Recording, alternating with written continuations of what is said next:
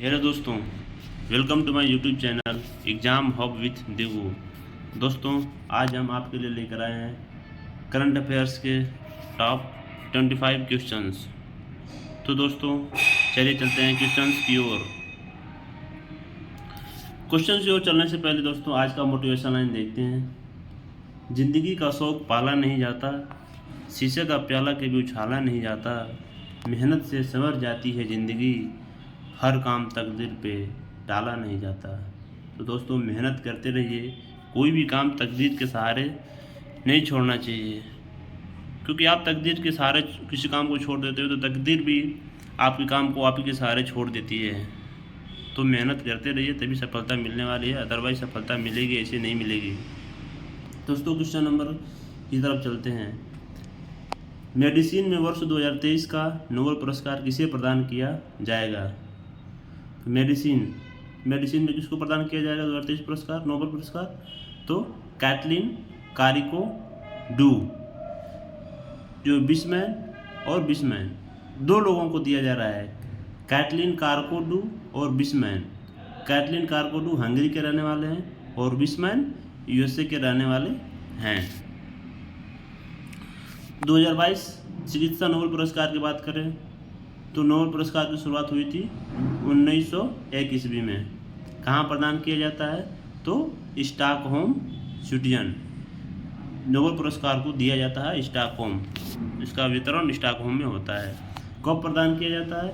तो Alfred Nobel के पुण्यतिथि पर, अल्फ्रेड नोबेल जी की पुण्यतिथि पर, जो कि 10 दिसंबर को हुआ था, यानी कि 10 दिसंबर को हर साल एक नोबेल पुरस्कार का आवंटन किया जाता है।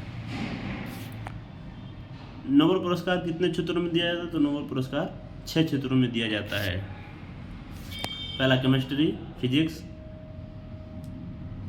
कल्चरल, पीस यानी शांति, इकोनॉमिक्स यानी अर्थशास्त्र के क्षेत्र में, और फिजियोलॉजी के क्षेत्र में दिया जाता है।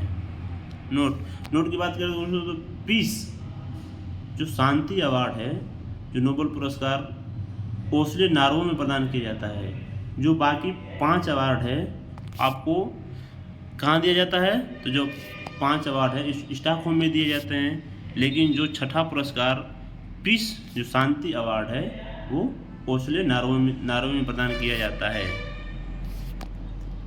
साहित्य का नोबेल पुरस्कार पाने वाले पहले एशियाई गुरु रविन्द्रनाथ टैगोर, जो 1913 ईस्वी में मिला था उनको। नेक्स्ट, सर सीवी रमन जो फिजिक्स के क्षेत्र में 1930 में क्या मिला था? नोबेल पुरस्कार मिला था।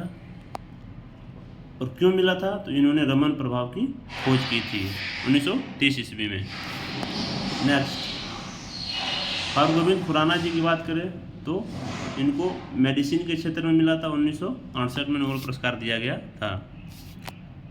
मदर टेरेसा जी को शांति के क्षेत्र में मिला था, 1979 में इनको नोबेल पुरस्कार दिया गया था। और अमर्त्य सेन जी की बात करें तो केमिस्ट्री के क्षेत्र में 1998 में नोबेल पुरस्कार प्रदान किया गया था।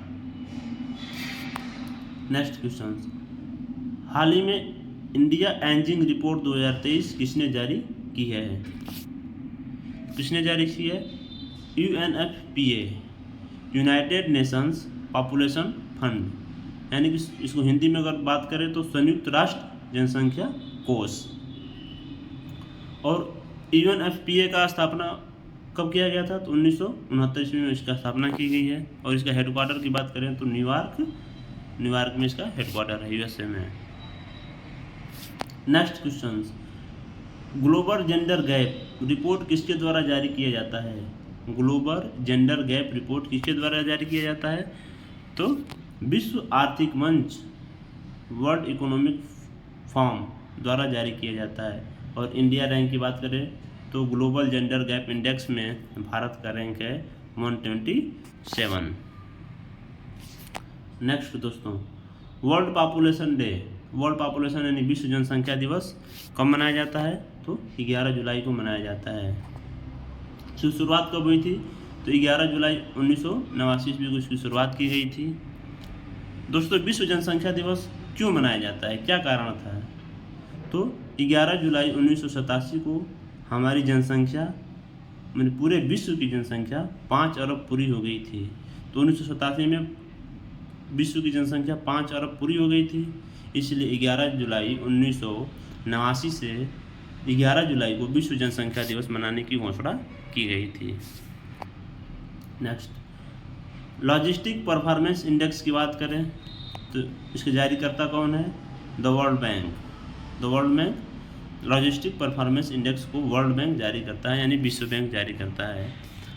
और लॉजिस्टिक परफॉर्मेंस इंडेक्स में अगर भारत की रैंक की बात करें, भारत का रैंक कितना है? 38वां स्थान है।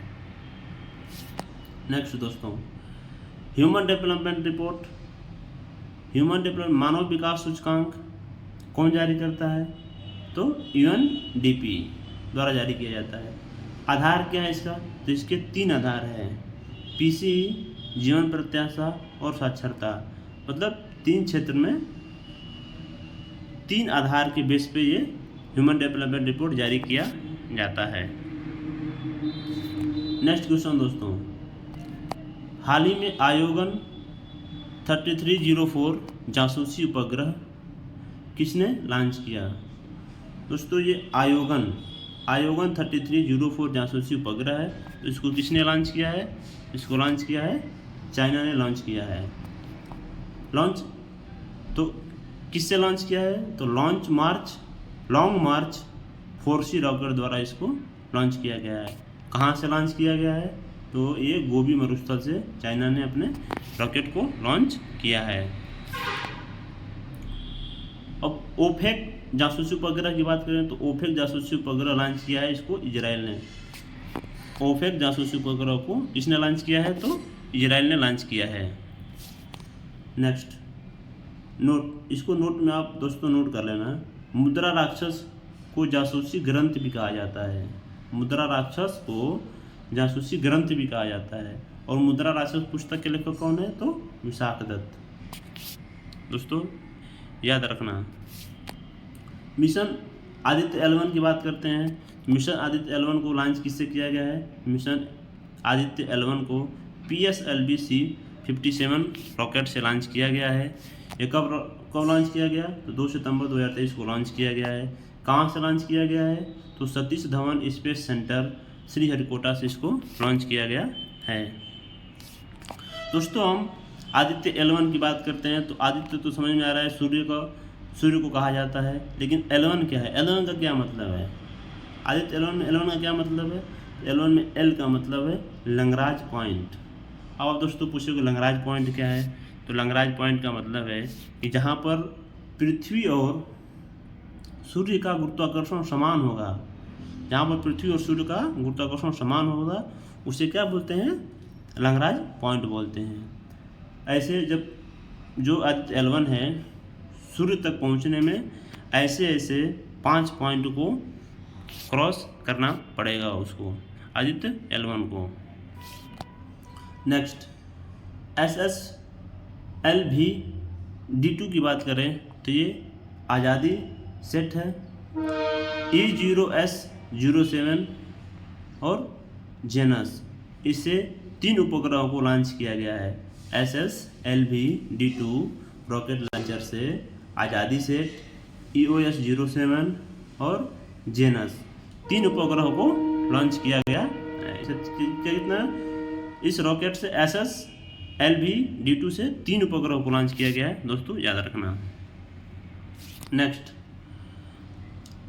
LVM-3M4 जिसे चंद्रयान 3 को लॉन्च किया गया है। लॉन्च कब किया गया था? तो 14 जुलाई को। ये सॉफ्ट लैंडिंग कब किया है? दोस्तों ये बहुत बड़ी भारत के लिए बहुत बड़ी अपॉर्चुनिटी है कि भारत ने, चूँकि हमारा दूसरा चंद्रयान मिशन फेल हो गया था, लेकिन इस बार चंद्रयान 3 का सफल लैंडिंग किया गया है। तो 14 जुलाई को लॉन्च किया गया था और 23 अगस्त को सॉफ्ट लैंडिंग कर दिया था। जो हमारा ये रॉकेट है LVM-3M4, इसको बाहुबली फैटमैन के नाम से भी जानते हैं, दोस्तों याद रखना। नेक्स्ट हाल ही में ICC, BCCI और यूनिसेफ ने क्रायो फॉर गुड पहल कहाँ लॉन्च की है? तो क्रायो फॉर गुड पहल कहाँ लॉन्च की है? तो गुजरात में लॉन्च की है। लॉन्च कहाँ से किया गया है? तो नरेंद्र मोदी स्टेडियम अहमदाबाद गुजरात से लॉन्च किया गया है। जो दोस्तों ICC international control cricket, BCCI Bharat control cricket board, UNICEF ने जो क्रायो फॉर गुड पहल लॉन्च किया है वो गुजरात से लॉन्च किया है। और लॉन्च कहाँ से किया? गुजरात में कहाँ से लॉन्च किया गया? तो गुजरात में नरेंद्र मोदी स्टेडियम अहमदाबाद से लॉन्च किया गया। दोस्तों बहुत ही इंपॉर्टेंट है, इसको याद रखना। नेक्स्ट, प्रतिवर्ष अंतर्राष्ट्रीय कॉफ़ी दिवस कब मनाया जाता है? तो 1 अक्टूबर को मनाया जाता है। शुरुआत कब की गई थी? 1 अक्टूबर 2015 से इसकी शुरुआत की गई थी। ICO international coffee organizations, international coffee organization की स्थापना कब हुई थी? 1963 में। इसका हेडक्वार्टर कहाँ है? हेडक्वार्टर है लंदन में। भारत का जो फर्स्ट स्टेट है वह है कर्नाटका। और चाय की कॉफ़ी की बात करें दोस्तों, कॉफ़ी के क्षेत्र में, तो भारत का जो फर्स्ट स्टेट है, फर्स्ट रैंक है उसका कर्नाटक है। और सेकंड बात करें तो सेकंड में केरल है। भारत में कॉफ़ी की शुरुआत बाबा बुदान की पहाड़ी से हुई थी। भारत में कॉफ़ी की शुरुआत बाबा बुदान की पहाड़ी से हुई थी। लेकिन बाबा बुदान की पहाड़ी कहाँ है? तो कर्नाटक में है। बाबा बुदान की पहाड़ी कर्नाटक में है। केरल मसालों के लिए प्रसिद्ध है। केरल मसालों के लिए, केरल में काफ़ी भी है और केरल मसालों के लिए भी प्रसिद्ध है। प्रसिद्ध तो मसालों के लिए, लेकिन केरल में दूसरा स्थान, काफ़ी के क्षेत्र में भी दूसरा स्थान इसका है। नेक्स्ट, हाल ही में प्रधानमंत्री नरेंद्र मोदी ने मेहसाणा, भटिंडा, गुरदासपुर गैस पाइपलाइन की शुभारंभ कहाँ किया है? नरेंद्र मोदी ने मेहसाणा, भटिंडा, गुरदासपुर गैस पाइपलाइन का शुभारंभ कहाँ से किया है? तो चित्तौड़गढ़, राजस्थान से किए हैं। PM यूरिया गोल्ड सल्फर की कमी को दूर करना राजस्थान इलेक्शन चुनाव 2023 में होने वाला है। तो जो ये लॉन्च किया गया है, तो PM urea gold Narendra Modi ने राजस्थान में लॉन्च किया है। तो PM यूरिया गोल्ड क्यों लॉन्च किया गया है? तो सल्फ़र जो मिट्टी में है, मिट्टी में सल्फ़र की कमी को दूर करने के लिए किया गया है। अभी दोस्तों राजस्थान में चुनाव होने वाला है 2023 में। नेक्स्ट, हाल ही में न्यायाधीशों के एक पैनल द्वारा गणतंत्र दिवस परेड की सर्वश्रेष्ठ झांकी किसे घोषित किया गया है? तो हाल ही में न्यायाधीशों के एक पैनल द्वारा गणतंत्र दिवस परेड की सर्वश्रेष्ठ झांकी उत्तराखंड को दिया गया है। नेक्स्ट, आर्थिक सर्वेक्षण 2022-23 के अनुसार वर्ष 2023-24 में भारत की आर्थिक विकास दर कितनी अनुमानित की गई है? तो 6.5%। नेक्स्ट, हाल ही में इंडियन ऑयल कॉरपोरेशन द्वारा पहली बार एविएशन गैस का निर्यात किसे किया गया है? तो हाल ही में इंडियन ऑयल कॉरपोरेशन द्वारा पहली बार एविएशन गैस का निर्यात किसे किया गया है? तो पापुआ न्यू गिनी को किया गया है। थैंक यू दोस्तों। अगर मेरी वीडियो अच्छी लगी तो मेरे channel exam hop with Digu को लाइक, शेयर एंड सब्सक्राइब जरूर करें। धन्यवाद। Thank you.